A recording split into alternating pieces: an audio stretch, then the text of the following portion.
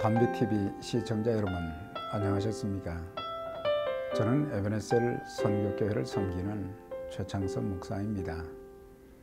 세계 제2차 대전이 끝난 후 세계 기독교 대회가 영국 런던에서 개최되었습니다. 이때 대회를 총괄한 임원이 이렇게 말했습니다. 여러분, 회의를 시작하기 전에 먼저 장례식을 거행하고서 회의를 진행하고자 합니다. 오늘 장례를 치를 분은 아주 유명한 분입니다. 여러분들에게 자세한 설명을 드릴 필요가 없이 각자 한 사람씩 옆방에 가셔서 놓여있는 관 속을 들여다보시고 누구인가를 확인하시기 바랍니다. 그래서 모든 사람들은 그를 따라서 옆방으로 안내를 받게 되었습니다. 옆방에 들어선 사람들은 한 사람씩 거기에 놓이는 관 속을 들여다보고 지나갔습니다. 그리고 그 관 속을 들여다본 사람들마다 깜짝 놀라고는 이내 모두 숙연해졌습니다. 그리고 모두 깊이 자신들을 뉘우쳤습니다. 그 이유는 다름이 아니라 관 속에 거울을 깔아두었으므로 들여다보는 사람마다 자기 자신이 누워있는 모습을 보게 된 까닭이었습니다. 누구나 언젠가는 죽어서 관 속에 들어가 장례를 지내게 된다는 사실을 깨닫게 된 것입니다. 대인도자는 이렇게 말했습니다. 여러분, 누구나 언젠가는 죽습니다. 이 사실을 상기한다면 현명한 당신은 지금 이 순간을 헛되이 낭비하지는 않을 것입니다. 그리스도인으로서 순간순간에 최선을 다하는 삶을 살자고 진행자는 역설을 했습니다. 어느 일간지 기자가 관 속에 누웠을 때라는 글을 썼습니다. 자신이 관 속에 들어가 누워본 경험을 말하면서 관 속에 두 발을 넣었습니다. 그리고 위를 바라보고 누웠습니다. 잠시 후에 관 뚜껑이 닫혔습니다. 그 위로 천이 덮여졌습니다. 눈을 떠도 어둠, 눈을 감아도 어둠. 그런데 밖에는 가족도, 친구도, 사랑하는 사람들도, 내가 아끼는 모든 물건이 바깥에 있었습니다. 그때 나는 깨달았습니다.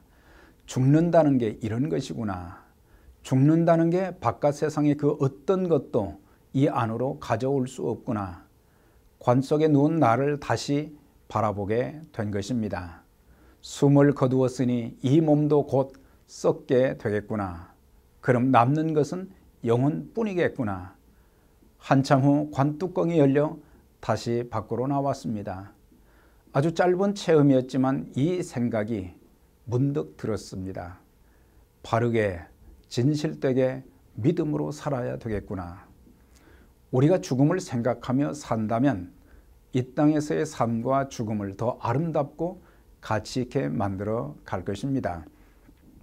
주어진 삶의 환경에 상관없이 매사에 감사하며 살게 될 것이고, 나를 그렇게 고통스럽게 만들고 가슴을 멍들게 했으며 내 눈에 눈물을 흘리게 만든 사람도 용서하며 살게 될 것입니다.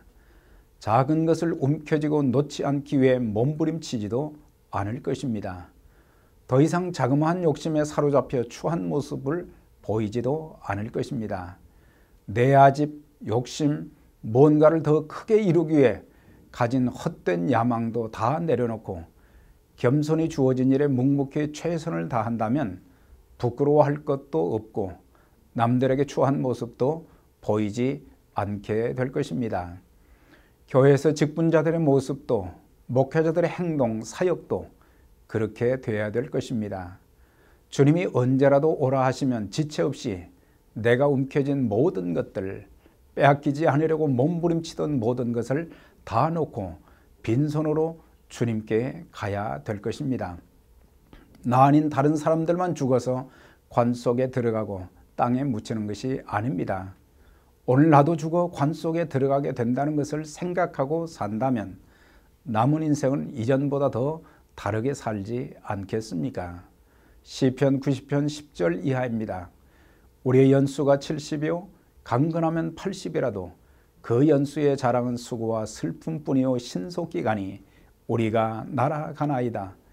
우리에게 우레날 계수함을 가르치사 지혜의 마음을 얻게 하소서라고 했습니다. 우리의 육신의 마지막 순간도 주님이 땅에 재림하시는 날도 우리는 알 수가 없습니다.